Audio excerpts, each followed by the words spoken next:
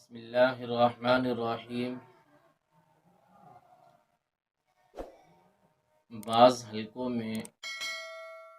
بعض مسالک میں یا بعض لوگوں میں ایک سوال ہے کہ جی دم جھاڑ پھونک کرنا، تعویذ دینا یا تعویذ لینا، تعویذ باندھنا یہ جائز نہیں ہے، اللہ رب العزت پر توکل کرنا چاہیے۔ تو میں یہ عرض کروں گا کہ ذہنی تزکیے اور ان کی طمانینت روز کرتے ہیں کہ ایک باب صرف ایک کتاب میں نظر سے گزرا اور بہترین طریقے سے علامہ کی یہ کوشش تھی کہ انہوں نے ہمیں اس مسئلے کو سمجھایا، جس کے اندر انہوں نے نبی پاک صلی اللہ علیہ وسلم کی احادیث مبارکہ سامنے رکھی، اور اسی طرح ان لوگوں کے لیے آسانی کی جو کہتے ہیں کہ دم جھاڑ پھونک جائز نہیں ہے، ایسے لوگوں کو یہ بات سمجھانے کے لیے انہوں نے بڑی محنت کی۔ بہرحال کسی کا اگر یہ خیال ہے کہ کلام اللہ یا سنت رسول اللہ، دعائے رسول اللہ پڑھ کر دم کرنا، جھاڑ پھونک کرنا جائز نہیں ہے، وہ اپنے دل کو تو تسلی دے سکتا ہے، وہ اپنے ذہن کو تو سکون دے سکتا ہے یہ بات کہہ کر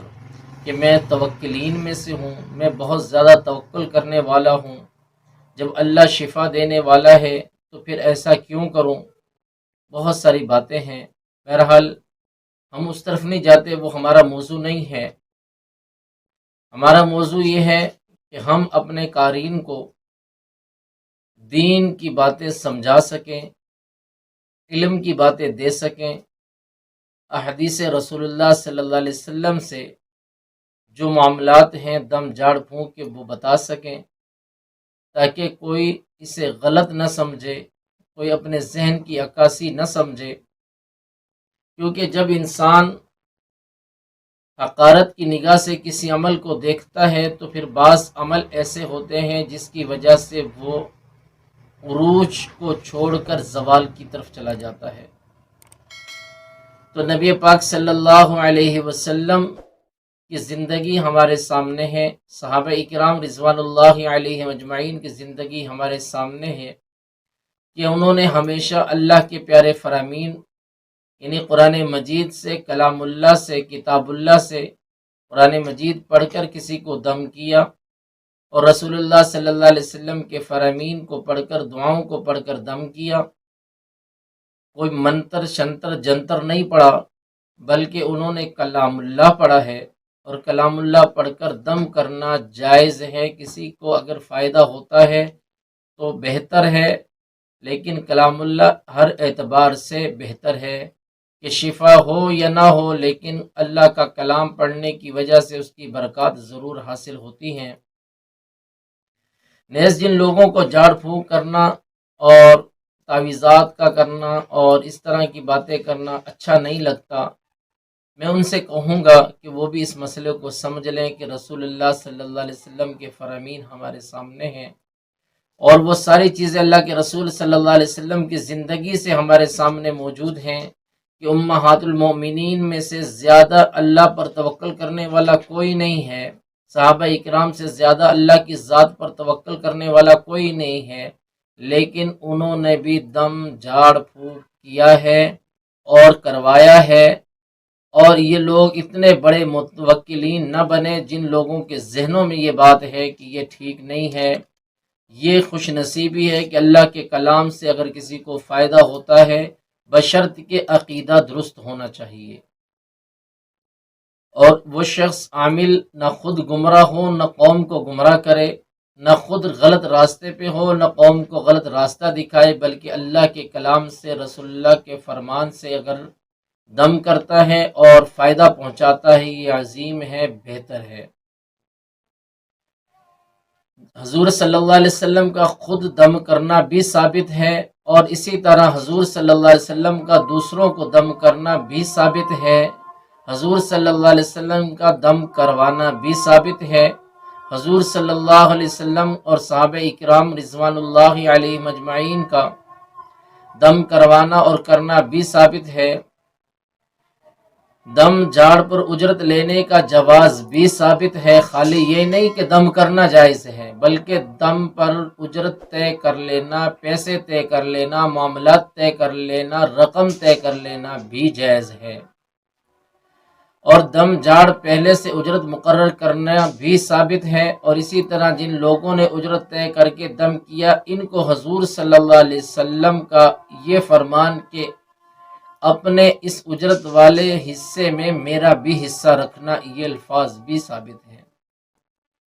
حضور صلی اللہ علیہ وسلم سے منقول دعاؤں کا پڑھنا جس طرح جائز ہے، اسی طرح کلام سے دم کرنا بھی جائز ہے۔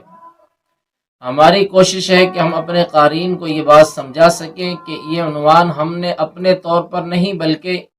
احادیث میں کبھی امام بخاری کی یا صحیح مسلم یا اسی طرح اور بڑی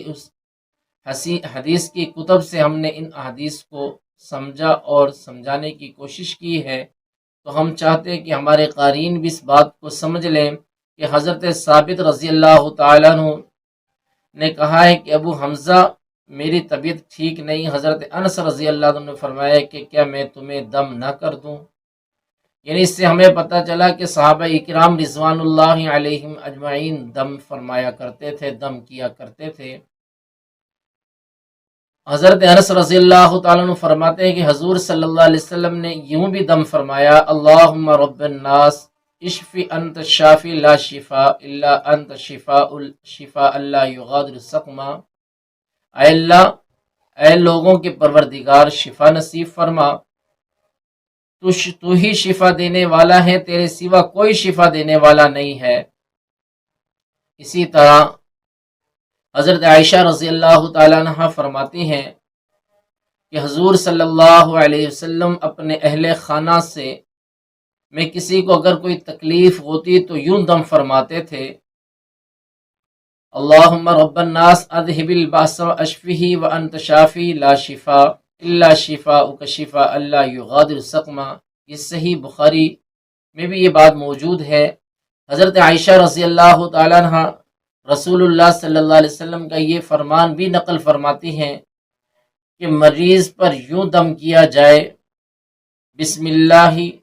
تربت ارزنا برقینا۔ اس طرح بھی اللہ کے رسول صلی اللہ علیہ وسلم دم فرمایا کرتے تھے۔ الغرض جتنے بھی طریقے سے دم کیا جائے اور وہ جائز اور قرآن و حدیث سے موجود ہو تو جائز ہے، اس میں کوئی ممنوع نہیں ہے۔ تو اس لیے جو ہے ہم نے 3 حدیثیں یہ آپ کے سامنے رکھی۔ پھر ایک حدیث حضرت ابو قتادہ رضی اللہ عنہ فرماتے ہیں کہ حضور صلی اللہ علیہ وسلم ارشاد فرماتے ہیں، اچھا خواب بھی اللہ کی طرف سے ہوتا ہے اور برا خواب شیطان کی طرف سے ہوتا ہے، شرارت پر مبنی ہوتا ہے۔ اگر تم میں سے کوئی شخص خواب کو ناگوار طریقے سے دیکھے تو 3 بار پھونک مار دے، 3 بار دھتکار دے۔ یہ بھی اللہ کے رسول صلی اللہ علیہ وسلم نے ہمیں سمجھایا۔ حضرت عائشہ رضی اللہ تعالیٰ عنہ ام المؤمنین ہیں، فرماتی ہیں کہ حضور صلی اللہ علیہ وسلم اپنے بسترے پر جب تشریف لاتے، آخری 3 سورتیں پڑھ کر اپنے دونوں ہتھیلیوں پر دم فرماتے اور ان دونوں ہتھیلیوں کو اپنے چہرے اور جہاں جہاں جسم پر ہاتھ پہنچ سکتا وہاں تک ہاتھ پھیرتے، یعنی اپنے آپ کو دم فرماتے تھے۔ یہ بھی اللہ کے رسول صلی اللہ علیہ وسلم کی حدیث ام عائشہ صدیقہ رضی اللہ تعالیٰ عنہ سے منقول ہے۔ پھر اسی طرح حضرت عائشہ رضی اللہ عنہ فرماتی ہیں کہ حضور صلی اللہ علیہ وسلم مرض الوفات میں معوذات پڑھا کرتے تھے، سورہ یعنی فلق اور سورہ ناس پڑھا کرتے تھے، اور اللہ کے رسول صلی اللہ علیہ وسلم اس کو پڑھ کر اپنے اوپر دم فرما لیا کرتے تھے۔ جب آپ پر مرض کی گرہ گزری اور صورتیں پڑھ کر پھونک مار دیا کرتی تھی، یعنی اللہ کے رسول صلی اللہ علیہ وسلم جب خود اپنے اوپر دم نہ فرما سکتے تو عائشہ فرماتی ہیں کہ میں ان آیات کو پڑھ کر اللہ کے رسول صلی اللہ علیہ وسلم پر دم کر دیا کرتی تھی۔ اور حضرت معمر فرماتے ہیں کہ میں نے ابن شہاب زہری رحمۃ اللہ علیہ سے پوچھا کہ حضور صلی اللہ علیہ وسلم پھونک کس طرح مارتے تھے؟ انہوں نے فرمایا دونوں ہاتھوں پر پھونک مار کر اپنے چہرے انور پر پھیر لیا کرتے تھے، یعنی دم کر لیا کرتے تھے۔ ام المؤمنین سید عائشہ صدیقہ رضی اللہ تعالیٰ عنہ فرماتی ہیں کہ آن حضرت صلی اللہ علیہ وسلم جب کسی کو دم فرماتے تو اپنا دایاں ہاتھ اس پر پھیرتے اور مبارک کلمات اللہم رب الناس اذہب الباس واشفی انت شافی لا شفاء الا شفاءک شفاء لا یغادر سقما پڑھتے تھے اور پھر دم کر دیا کرتے تھے۔ ام المؤمنین سیدہ عائشہ رضی اللہ عنہ ایک اور جگہ فرماتی ہیں جب کوئی آدمی بیمار ہوتا، اسے پھوڑا پھنسی یا زخم ہو جاتا تو اللہ کے رسول صلی اللہ علیہ وسلم انگشت مبارک یعنی شہادت والی انگلی سے اس پر رکھ کر دم فرما دیا کرتے تھے۔ تو یہ دم کرنا قرآن و حدیث سے جائز ہے، اس لیے تمام دوست اس چیز کو اپنے ذہنوں سے نکال دیں کہ یہ قرآن و حدیث سے جائز نہیں ہے، بلکہ یہ جائز ہے، ٹھیک ہے، دم کرنا بھی چاہیے، دم کروانا بھی چاہیے، سنت عمل ہے۔ الحمدللہ وکفا وسلام علی عبادہ الذین اصطفیٰ، اما بعد فاعوذ باللہ من الشیطان الرجیم، بسم اللہ الرحمن الرحیم۔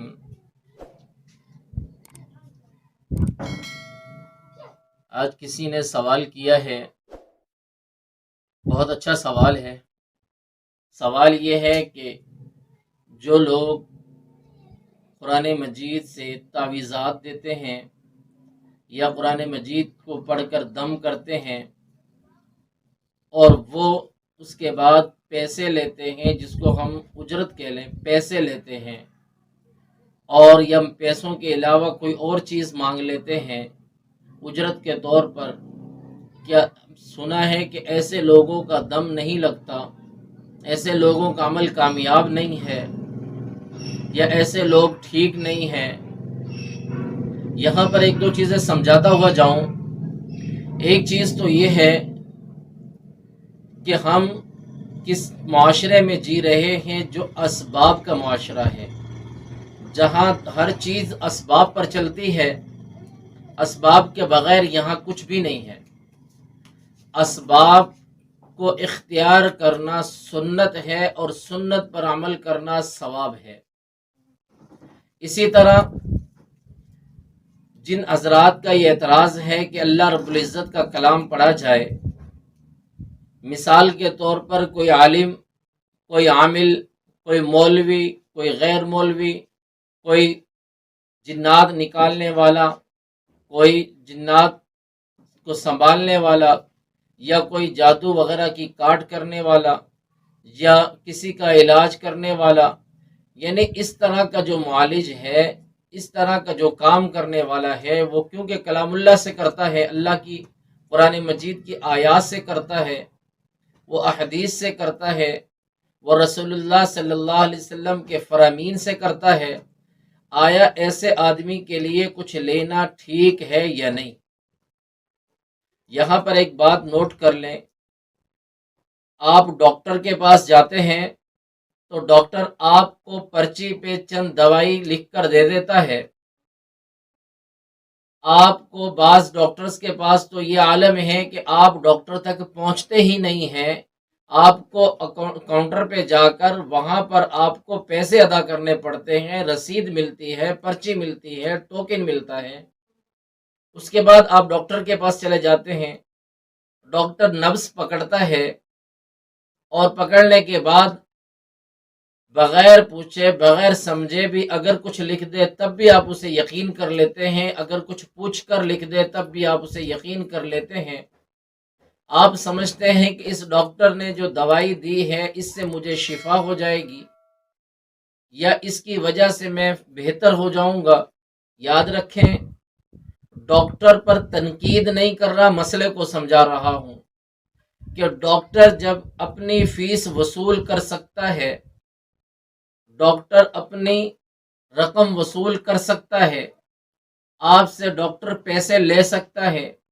آپ کو چند سطریں، چند لائنیں، چند لکیریں لکھ کر دے دیتا ہے، آپ میڈیکل اسٹور پہ جا کر دوائی خرید کے اسے کھا لیتے ہیں، اس پر تو آپ یقین کرتے ہیں کہ اس سے شفا ہوگی۔ اللہ رب العزت کا یہ کلام زمین اور آسمان، کیا زمین کے ذرات سے لے کر آسمان کے تاروں تک جتنی بھی روئے زمین کے اندر یا روئے آسمان کے اندر یا اللہ رب العزت کی مخلوق جتنی بھی ہے، سب کے سب اس کے پابند ہیں۔ اگر اللہ کے کلام سے کوئی آپ کو چند آیات پڑھ کر دم کر دے، اور آپ کو دم درود کر کے وہ آپ کو پانی پہ دم کر کے دے دے پینے کے لیے، آپ پر دم کر دے، یا آپ کو چند قرآن مجید کی آیات لکھ کر ایک تعویذ بنا کر دے دے، اور آپ کہتے ہیں اس شخص کے لیے لینا جائز نہیں ہے، جبکہ پرچی لکھنے والا آپ کو وال پین سے لکھ کر دے رہا ہے، اسے آپ جائز سمجھتے ہیں، جبکہ یہ شخص آپ کو اللہ کا کلام لکھ کر دے رہا ہے، آپ اسے جائز نہیں سمجھتے۔ یہ آپ کی عقل کا تضاد تو ہو سکتا ہے، لیکن کبھی بھی ایسا نہیں ہوا تاریخ اسلام میں آج تک جو ہماری نظر سے گزرا، یا ہمارے اساتذہ کی تحقیق ہے،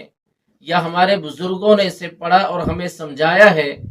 یا صحابہ اکرام رضوان اللہ علیہم اجمعین سے لے کر کسی بزرگ، کسی تابعی، کسی صحابی سے اس کی اجرت لینا ممنوع نہیں ہے، اس کے پیسے لینا منع نہیں ہے۔ آپ کسی کو دم کریں، آپ اس کی اجرت لے سکتے ہیں، آپ کسی کو تعویذ بنا کر دیں، آپ اس کی اجرت لے سکتے ہیں، آپ کسی کا علاج کریں، آپ پیسے مانگ کر لے سکتے ہیں، آپ اجرت طے کر کے اس کا علاج کر سکتے ہیں۔ اجرت لینا کہیں بھی ممنوع نہیں ہے۔ حضرت عبداللہ ابن عباس رضی اللہ تعالیٰ عنہ کی ایک حدیث ہے، بخاری شریف میں یہ حدیث موجود ہے۔ جو بخاری کہنے والے ہیں وہ بھی ذرا غور کریں کہ بخاری شریف کی اس حدیث مبارکہ کے بارے میں آپ کیا کہیں گے، جو باب الشرط فی الرقیہ میں لکھی گئی ہے۔ اس باب کے اندر امام بخاری لکھتے ہیں، حضرت عبداللہ بن عباس رضی اللہ عنہ کی اس روایت کو لاتے ہیں کہ حضرت عبداللہ بن عباس رضی اللہ تعالیٰ عنہ فرماتے ہیں کہ ایک دفعہ ہم صحابہ اکرام رضوان اللہ علیہ اجمعین کے ساتھ تھے۔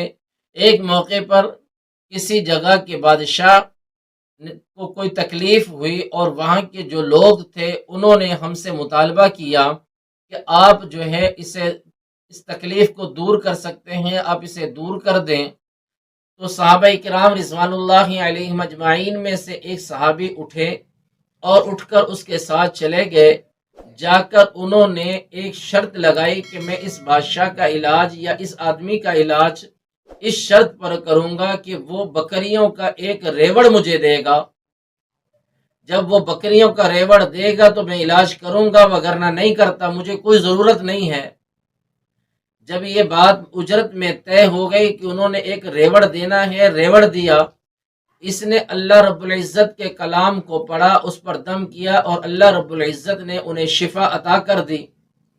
تو یہ صحابی رسول وہ بکریوں کا ریوڑ لے کر مدینہ منورہ آیا۔ حضور اکرم صلی اللہ علیہ وسلم کے پاس دیگر صحابہ اکرام بھی ساتھ تھے۔ صحابہ نے عرض کیا، یا رسول اللہ، اس شخص نے اللہ کا کلام پڑھا، اس پر اجرت لی ہے، اس نے اللہ کے کلام سے اس پر دم جھاڑ پھونک کی ہے، اس پر اجرت لی ہے، یہ بکریوں کا ریوڑ لے کر آیا ہے، تو اللہ کے رسول صلی اللہ علیہ وسلم کیا ہمارے لیے جائز ہے یا نہیں ہے؟ ہمارے لیے بہتر ہے اس کا استعمال یا نہیں ہے؟ کیونکہ یہ کلام اللہ پڑھنے کی وجہ سے اجرت لے کر آیا ہے، اور اجرت کے طور پر اس نے جھاڑ پھونک کے طور پر یہ بکریوں کا ریوڑ لیا ہے۔ تو امام بخاری رحمۃ اللہ علیہ نے اپنی اس ایک باب میں اس حدیث کو نقل کیا ہے، اور عنوان بھی باندھ دیا ہے، دم جھاڑ میں بکریوں کے ریوڑ کی شرط مقرر کا باب بھی ہے۔ اسی کے تحت اس حدیث میں ابو سعید خدری رضی اللہ تعالیٰ عنہ اور جو حدیث میں ہم نے اس پہلی حدیث میں بھی اس ذکر کو کیا کہ حضرت عبداللہ بن عباس رضی اللہ عنہ کی یہ روایت ہے، اور حضرت ابو سعید خدری رضی اللہ تعالیٰ عنہ کی بھی روایت کچھ اسی طرح ہے کہ اللہ کے رسول صلی اللہ علیہ وسلم نے جھاڑ پھونک مارنے کے باب میں امام بخاری کی اس حدیث پر غور کیا جائے تو امام بخاری کا یہ ترجمہ ہے، غمازی کرتا ہے کہ حضور صلی اللہ علیہ وسلم اور صحابہ اکرام رضوان اللہ علیہم اجمعین اور محدثین اکرام اور اس کے علاوہ دیگر بزرگان دین کسی کے نزدیک دم جھاڑ پھونک پر اجرت لینا ممنوع نہیں ہے، حرام نہیں ہے، ناجائز نہیں ہے، آپ لے سکتے ہیں۔ حضرت ابن عباس رضی اللہ عنہ کی روایت، حضرت ابو سعید خدری رضی اللہ عنہ کی روایت جائے کہ ظاہری طور پر ہمارے سامنے موجود ہے، مگر تمہاری بد تہذیبی کی وجہ سے معاوضے کے بغیر دم نہیں کروں گا،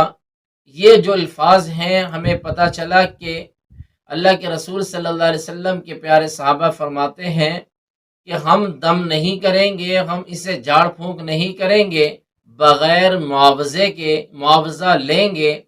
تو دم جھاڑ پھونک کریں گے۔ تو اس سے ہمیں پتہ چلا کہ کلام اللہ اگر کوئی علاج کسی کا کرتا ہے، کلام اللہ سے کرے، وہ سنت رسول اللہ سے کرے، وہ کلام اللہ سے کرے، وہ کتاب اللہ سے کرے، تو اس کے لیے اجرت لینا جائز ہے، ناجائز نہیں ہے۔ حضرات صحابہ اکرام رضوان اللہ علیہم اجمعین نے جائے کہ اپنے ایک صحابی ساتھی پر اعتراض کیا تو اللہ کے رسول صلی اللہ علیہ وسلم کے پاس یہ معاملہ گیا۔ حضرت جب نبی پاک صلی اللہ علیہ وسلم کے پاس یہ معاملہ گیا تو اللہ کے رسول صلی اللہ علیہ وسلم نے کی خدمت میں جب یہ معاملہ تقسیم کا رکھا گیا تو شکایت کی گئی تو یا رسول اللہ صلی اللہ علیہ وسلم کتاب اللہ پر اجرت لی گئی، ان میں سے کسی صحابی نے تقسیم کا مطالبہ نہ فرمایا۔ بظاہر بخاری شریف کی یہ حدیث ہمارے سامنے ہے، اور حالانکہ حقیقت یہ ہے کہ ان دونوں روایات میں سے کوئی تضاد نہیں ہے، صرف اتنا فرق ہے صحابہ اکرام کے ساتھ پیش آنے والے واقعے میں مختلف لوگوں نے روایات کیا ہے کہ بعض نے ایک پہلو کو اجاگر کیا ہے، بعض نے دوسرے پہلو کو اجاگر کیا ہے، مختصر، اور کسی نے اس بات کو مختصر رکھا، کسی نے اس کو مفصل رکھا۔ بہرحال صحابہ اکرام عمومی مزاج اور حضور صلی اللہ علیہ وسلم سے انہوں نے جس طرح تربیت حاصل کی، اسی کی روشنی میں حضرت عبداللہ بن عباس رضی اللہ عنہ والی روایت ان کے جذبات اور احساسات، افکار اور خیالات کی زیادہ بہتر عکاسی کر رہی ہے، کیونکہ حضرت ابو سعید رضی اللہ تعالیٰ عنہ کی روایت میں اس پہلو پر گفتگو نہیں ہوئی، اور گفتگو نہ ہونے کی دنیا کی کسی زبان میں یہ مفہوم نہیں لیا گیا کہ متکلم اگر کسی بات پر گفتگو زیادہ نہ کرے تو لہٰذا اس کی اہمیت نہیں ہے، بلکہ اہمیت ہوتی ہے وہ چند الفاظ بھی قابل احترام ہوا کرتے ہیں۔ اور پھر صحابی رسول کی شان، عظمت، رفت تو اپنی جگہ ہے، وہ اللہ کے پیارے پیغمبر کے تربیت یافتہ لوگ ہیں، اور صحابہ کرام کلام اللہ اور سنت رسول اللہ کو سب دنیا سے زیادہ سمجھنے والے ہیں۔ تو اس لیے یہاں پر یہ بات واضح کر دینا چاہتے ہیں، کسی بھی ساتھی کے ذہن میں یہ بات نہ رہے، اور کوئی بھی آدمی اس پر اعتراض کرتا ہے کہ جی اجرت لینا جائز نہیں ہے، اگر دنیاوی طور پر کوئی شخص کسی کا علاج کر رہا ہے اور علاج کر کے کسی کا فائدہ کر رہا ہے، اپنا وقت بھی دے رہا ہے، اپنا ٹائم بھی دے رہا ہے، سب کچھ ہے، اس کے باوجود اس کے لیے اجرت لینا جائز نہیں، اور ڈاکٹر جو تھوڑا ٹائم دے کر اجرت لے اس کے لیے جائز ہے، یہ کیسے؟ یہ آپ دنیاوی فن کو کلام اللہ کے ساتھ نہ ملائیں۔ کلام اللہ اللہ کی عظیم کتاب ہے، اور رسول اللہ صلی اللہ علیہ وسلم پر نازل ہونے پر ہی عظیم کتاب ہے، لہٰذا پوری گفتگو کے خلاصے پر اگر ہم جاتے ہیں تو ہم طویل گفتگو کی ضرورت نہیں ہے، اگر سمجھنے والے ہوں گے تو اسی میں سمجھ جاؤ گے، اگر نہیں سمجھ سکو گے تو کوئی مسئلہ نہیں ہے۔ ہم نے اپنی بات کو آپ کے سامنے رکھ دیا ہے، حدیث مبارکہ سے بھی رکھ دیا ہے، اور رسول اللہ صلی اللہ علیہ وسلم کے فرامین سے رکھ دیا ہے۔ ایک حدیث کے راوی حضرت عبداللہ بن عباس ہیں، اور ایک حدیث کے راوی سعید خدری رضی اللہ تعالیٰ عنہ ہیں، اور صحابہ کرام رضوان اللہ علیہم اجمعین اس اس اجرت لینے کی شکایت کرنے والے ہیں، اور رسول اللہ صلی اللہ علیہ وسلم نے اس پر خاموشی کو اختیار کیا اور کوئی منع نہیں فرمایا اور اس مال کو تقسیم کرنے کی اجازت دے دی، تو پتہ چلا یہاں پر مال اور پیسہ اور دولت لینا علاج کی نیت سے، علاج کی غرض سے جائز ہے۔ اسے عامل جو ہے، علاج کرنے والا جو ہے، وہ تین چیزوں کو سمجھ لے۔ نمبر ایک، وہ ایمانداری سے اپنے مریض کا علاج کرنے والا ہو۔ نمبر دو، وہ شریعت مطہرہ کی پابندی کرنے والا ہو، نماز قرآن سے تعلق رکھنے والا ہو، تاکہ اپنی قوم کو، اپنے مریض کو، اپنے ساتھ تعلق رکھنے والے کا علاج صحیح کر سکے۔ اور تیسری چیز یہ ہے کہ وہ اس اجرت کو جائز ضرورت کے مطابق سمجھتے ہوئے لے، سامنے والے کا احساس کرتے ہوئے اس پر زیادہ بنڈل نہ ڈالے، اس پر زیادہ بوجھ نہ ڈالے، بلکہ جتنی اس کی حیثیت ہے اس کے مطابق اس سے اجرت لے، اس کی اجرت طے کرنا چاہے طے کر لے۔ اگر کوئی فی سبیل اللہ کرتا ہے اور اگلا مریض شفیاب ہونے کی وجہ سے خوشی سے اس کی کرم نوازی ہے کہ وہ اس کے ساتھ تعاون کرتا ہے، تو دونوں اعتبار سے جائز ہے، ناجائز نہیں ہے۔ اللہ تعالی ہمیں اس مسئلے کو سمجھنے کی توفیق دے۔ بلا عذر علماء پر، عاملین پر اور معالجین پر اعتراض نہ کیا جائے، بلکہ اعتراض کرنے کی ضرورت ہی نہیں ہے۔ آپ کو اگر اللہ شفا دیتا ہے تو آپ کو چاہیے کہ وہ موقع ہی نہ دیں۔ آپ ڈاکٹر کو لاکھوں روپے دے سکتے ہیں، حکیم کو لاکھوں روپے دے سکتے ہیں، آخر ایسا کیا جرم ہے اس معالج کا، اس عامل کا، اس مولوی کا، اس دیندار طبقے کا، کہ آپ اس کو دیتے ہوئے موت کی گھاٹی میں جا رہے ہیں اور دوسرے کو دیتے ہوئے آپ کو تکلیف نہیں ہوتی؟ بلکہ آپ کی یہ کم ظرفی ہے، کم سوچ ہے، چھوٹی سوچ ہے۔ یہ حقارت کی نگاہ سے نہ دیکھو، بلکہ یہ بڑے معزز لوگ ہیں۔ کیونکہ یہ چیز سمجھنے کے لیے حضرت عبداللہ ابن مبارک رحمۃ اللہ علیہ کا وہ واقعہ بھی ہمیں سمجھنا پڑے گا کہ عبداللہ ابن مبارک رحمۃ اللہ علیہ سے کسی نے پوچھا تھا کہ میں چاہتا ہوں کہ زکوٰۃ کی رقم دوں، آپ مشورہ دیں کہ کس کو دوں۔ انہوں نے فرمایا کہ میں کلام اللہ پڑھنے والے اور دیندار طبقے سے زیادہ کسی کو اس کا اہل نہیں سمجھتا۔ اسی طرح جو معالجین ہیں، جو اپنی سفید پوشی میں آپ کا کام کر رہے ہیں اور اللہ کے کلام پر شب و روز محنت کرتے ہیں، اللہ کے کلام سے فیض حاصل کر کے آپ کو دے رہے ہیں، تو آپ کو چاہیے کہ آپ ان کے معاون بھی بنیں، ان کا تعاون بھی کریں، ان پر اعتراض نہ کریں۔ اعتراض اس صورت میں ہوتا ہے جب وہ آپ کو کام نہ کر کے دے۔ اگلا اپنا کام کر کے دیتا ہے، ڈاکٹر پرچی لکھ کے دیتا ہے، دوائی سے آپ کو شفا ہو یا نہ ہو، ڈاکٹر کا اس سے کوئی تعلق نہیں ہوتا۔ اسی طرح اس معالج کا کام ہے ایمانداری سے اللہ کے کلام کو پڑھ کر آپ کو دم جھاڑ پھونک کرے اور تعویذات دے دے یا پانی پڑھ کے دے دے، جو بھی جس طریقے سے عمل کرتا ہے کرے۔ آپ کی طرف سے پوری کوشش کرتا ہے۔ کوئی مریض، کوئی عامل، کوئی ڈاکٹر یہ نہیں چاہتا، کوئی حکیم یہ نہیں چاہتا کہ میرا مریض شفیاب نہ ہو، تو لہٰذا آپ ذہنوں کو وسیع کریں، اس اعتراض کو ختم کریں اور یہ ذہن میں رکھیں کہ کلام اللہ یا سنت رسول اللہ سے علاج کرنے والا شخص اجرت لے سکتا ہے، اس میں کوئی ممنوع نہیں ہے۔